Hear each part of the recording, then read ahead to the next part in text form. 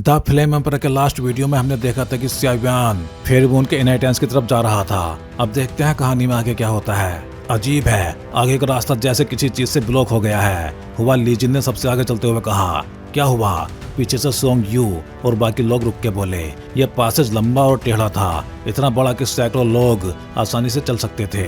आगे एक सील है। मैंगफी आगे बढ़ा और ध्यान से देख के बोला, सील? यहाँ सील क्यों होगी?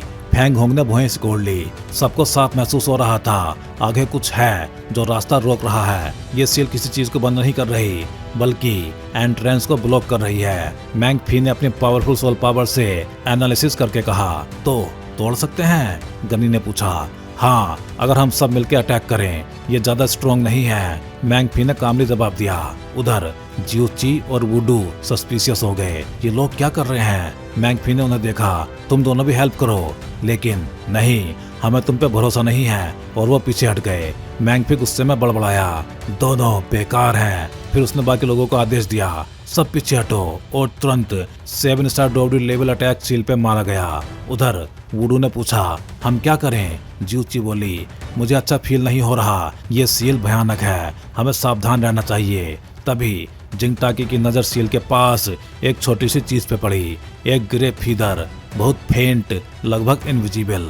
उसने उसे उठा लिया और जैसे ही उसने ऑब्जर्व किया उसकी आंखों में डर भर गया। जाओ भी, चलो यहाँ से। वो तुरंत पीछे हट गई। स्पीड इतनी तेज कि बाकी सब चौंक गए। ये एस्ट्रोलॉजी वैली वाले पागल हैं। मैंगफी ने इग्नोर किया। फिर सभी ने मिलकर सील तोड़ना स्टार्ट किया। धीरे धीरे सील ट्रम्बल करने लगी, क्रैक्स आने लगे। सब पीछे हटो, मैंगफी चिल्लाया। और अगले ही पल सील टूट गई और अंदर से एक टेरिफाइंग डेथ ऑरा बाहर फैल गया। कुछ लोग डर गए लेकिन मैंगफी और गनी बिना रुके अंदर घुस गए। Follow them. सोंग यू भी पीछे गया। उधर जिंगटाकी दूर जाके जियाओ बी से बोली, तुम जानती हो ये क्या है? Grey feather. मास्टर ने कहा था ग्रे बीस्ट मतलब 9 डेथ्स, नो लाइफ। क्या ये फाइटिंग स्पिरिट है? हाँ, और अगर ऐसा है तो अंदर गए लोग शायद बचेंगे नहीं।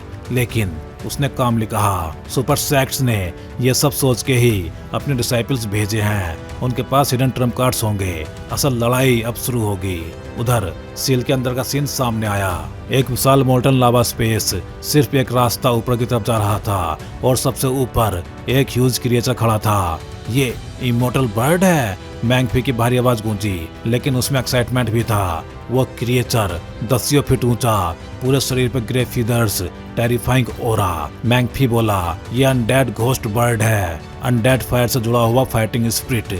अटैक पावर बेहद खतरनाक है। किसी ने तुरंत कहा, undead fire top 25 Holi flame में आती है और ये फाइटिंग स्पिरिट 108 में टॉप 80 में है। अगर इसे प्यूरिफाई किया तो टॉप 30 तक जाया जा सकता है। यह सुनकर सबकी आंखों में लालच भर गया। सोंग यू बोला, ये 17th रैंक अनडेड घोस्ट है। होंग चियान ने पूछा, डो सोल मतलब फाइटिंग स्पिरिट और मैजिकल बीस्ट में फर्क क्या है? सोंग यू ने एक्सप्लेन किया, मैजिकल बीस्ट मतलब लो इंटेलिजेंस क्रिएचर्स, डो सोल मतलब हेवन एंड अर्थ एनर्जी से पैदा हुए बीइंग्स।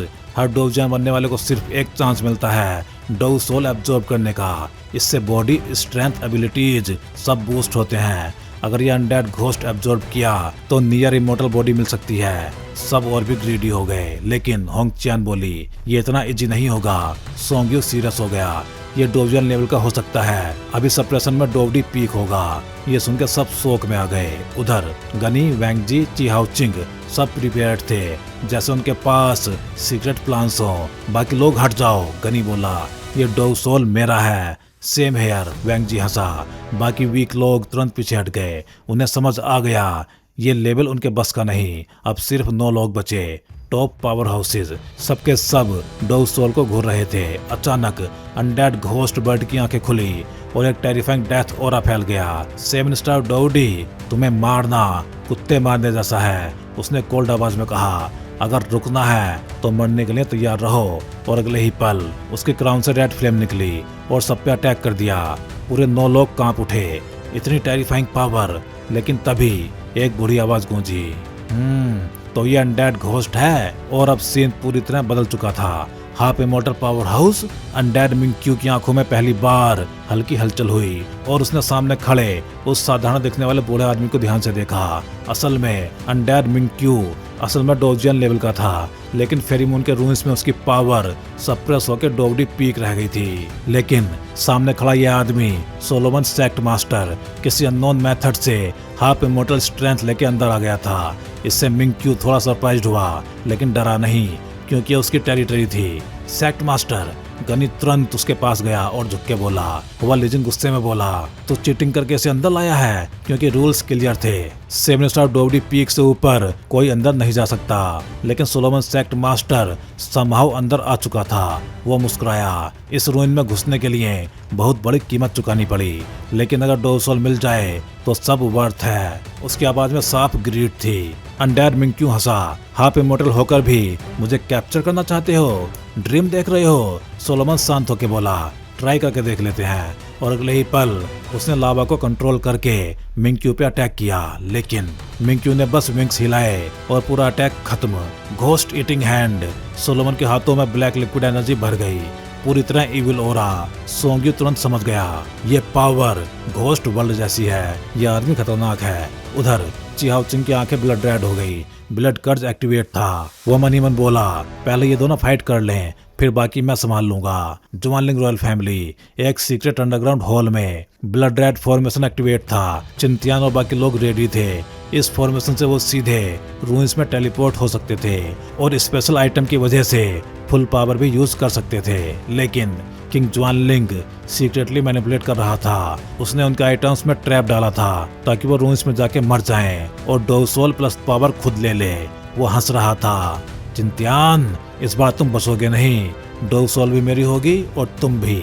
उसकी बॉडी से डार्क इविल ऑरा निकल रहा था, जो क्लियरली फोरिजन इविल रेस जैसा था। वापस बैटलफील्ड पे सोलोमन सेक्ट मास्टर लगातार अटैक कर रहा था, लेकिन मिंग-क्यू हर अटैक आसानी से न्यूट्रल कर रहा था। तुम्हारी हाफ इमोर्टल स्ट्रेंथ मेरे सामने कुछ नहीं। अगर मैं फुल पावर में होता तो तुम्हें इंस्टेंटली मार देता। सोलोमन ने सोचा, फिर भी मौका है, अब ये सप्रेस्ड है। लेकिन बाकी लोग समझ गए ये फाइट उनके लेवल से बाहर है। वह लेजेंड ने सोचा, उसके पास पपेट टालिस्मान है जिससे वो 8 स्टार डोवडी लेवल तक लड़ सकता है, लेकिन हाफ इमोर्टल के सामने वो बेकार है। अनलकी। और वो भाग गया। फैंग होंग और बाकी लोग भी पीछे हट गए। अब बैटलफील्ड में सिर्फ 3 लोग बचे, गनी, वैंगजी और चिहाओचिंग। बाकी सब सेफ डिस्टेंस पे चले गए। गनी शोक में था, ये दोनों भाग क्यों नहीं रहे? लेकिन वैंगजी और चिहाओचिंग शांत बैठे थे, सही मौके का इंतजार कर रहे थे। सोलोमन ने मिंग-क्यू को देखा, अब सीरियस होना पड़ेगा। मिंग-क्यू बोला, मरने के लिए तैयार हो जाओ। उसने एक टेरिफाइंग फ्लेम अटैक छोड़ा। ये फ्लेम डोवडी पीक को भी मार सकती थी, लेकिन सोलोमन मुस्कुराया। परफेक्ट। उसने अपनी पॉकेट से एक आइटम निकाला, ग्रीन ग्लोइंग मिस्टीरियस एनर्जी से भरा हुआ। वैंगची चिल्लाया, ये वास्ट सी कवर है, एक लेजेंडरी इमॉर्टल आर्टिफैक्ट जो हर पावर को एब्जॉर्ब कर सकता है और फायर को खास तौर पे सप्रेस करता है। मिंग-क्यू भी शॉक्ड हो गया, तुम ये भी ले आए? लेकिन अब तक सोलोमन ने फ्लेम को पूरी तरह एब्जॉर्ब कर लिया था। उसने वास्ट सी कवर हवा में फेंका और वो इंस्टेंटली एक विशाल ग्रीन कोल्ड्रोन में बदल गया। सैकड़ों मीटर बड़ा और सीधे मिंग-क्यू को सप्रेस करने लगा। अगर ये सक्सेसफुल हो जाता तो मिंग-क्यू कैप्चर हो जाता और सोलोमन डोरसोल लेके भाग जाता। लेकिन वैंगजी तुरंत मूव हुआ। इसे सक्सीड नहीं होने देना। चिहाओचिंग हंसा, परफेक्ट, अब फिशरमैन का फायदा मैं उठाऊंगा। उसने सोचा, सोलोमन भी मरेगा, मिंग-क्यू भी, और आखिर में डोरसोल मेरा होगा।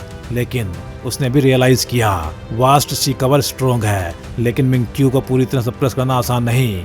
असल फाइट अब शुरू होगी और बैटलफील्ड अब पूरी तरह चाओस में बदलने वाला था। आसमान में अनडेड मिंग-क्यू के विंग्स तेजी से फड़फड़ा रहे थे और वो अपनी फ्लेम पावर से वास्ट सी कवर के सप्रेशन को जबरदस्ती रोक रहा था। उसे पता था अगर वो इस कवर के अंदर फुली सप्रेस्ड हो गया तो सोलोमन सेक्ट मास्टर उसे लेके भाग जाएगा। लेकिन अभी वो रूइंस नहीं छोड़ सकता था, क्योंकि पैलेस के डीपेस्ट पार्ट में 2 फोरिजन इविल रेसेस सील्ड थे। अगर ये लोग इनहेरिटेंस एरिया तक पहुंच जाते तो वो सील टूट सकती थी और सबका अंत हो सकता था। इसलिए मिंग-क्यू जानबूझ के यहाँ अटेंशन खींच रहा था ताकि बाकी लोग डीपर इनहेरिटेंस एरिया तक ना पहुंचे। उसने सोचा, पहले इन्हें हैंडल करता हूँ। यूतू बाकी लोगों को इनहेरिटेंस की तरफ ले जा रही होगी और अचानक मिंग-क्यू खुद को वास्ट सी कॉर्नर के अंदर जाने दिया। ओह, उसकी स्क्रीम गूंज उठी। उसके शरीर पे ग्रीन सील मार्क बन गया। हो गया। सोलोमन खुश हो गया। अब मिंक्यू की पावर बाइंड हो चुकी थी। अगले ही पल मिंक्यू लावा में गिर गया और उसका ओरा वीक हो गया। गनी चलो। सोलोमन तुरंत एग्जिट की तरफ भागा मिंक्यू को कंट्रोल में लेके, लेकिन तभी रुको, वैंग जी चिल्लाया और उसके पैरों के नीचे एक blood red triangular formation activate हो गया। उसका ऑरा तुरंत बदल गया, पूरी तरह पॉइजनस और सिनिस्टर। उसने एग्जिट पे डेडली पॉइजन छोड़ दिया। रास्ता ब्लॉक हो गया। सोलोमन गुस्से में आ गया, मरना चाहता है। उसने लाइफ एंड डेथ पावर से वैंग जी पे अटैक किया, लेकिन वैंग जी ने अपना ग्रीन ब्लड निकाल के उस फॉर्मेशन में डाल दिया और तुरंत ब्लैक पॉइजनस लेयर एक्टिवेट हो गई। सोलोमन का अटैक उसी में एब्जॉर्ब हो गया और फिर वो खुद पीछे हटा। ये चीज भयानक है। हाफ इमोर्टल होने के बाद भी वो सावधान हो गया। तभी वैंग जी हंसा, अब बाहर आओ। और अगले ही पल एक मैसिव मॉन्स्टर समन हुआ, लगभग 10 मीटर का, spider body, 8 legs, deadly venom के साथ, 3 पेयर्स आईज और एब्डोमन पर ह्यूमन फेस। ये क्या है? गनी घबरा गया। सोलोमन बोला, ये वेंडू सेक्ट का ओरिजिन बीस्ट है, मैजिक स्पाइडर, पॉइजन का मास्टर, सबसे powerful form 8 faced demon spider, डोजियन लेवल के बराबर होता है। गनी शॉक हो गया। तो ये 7 फेस्ड डेमन स्पाइडर है, हाफ इमोर्टल लेवल के बराबर। अब बैटलफील्ड पूरी तरह खतरनाक हो चुकी थी। वैंग जी चिल्लाया, इसे खा जाओ। स्पाइडर ने तुरंत अटैक शुरू किया।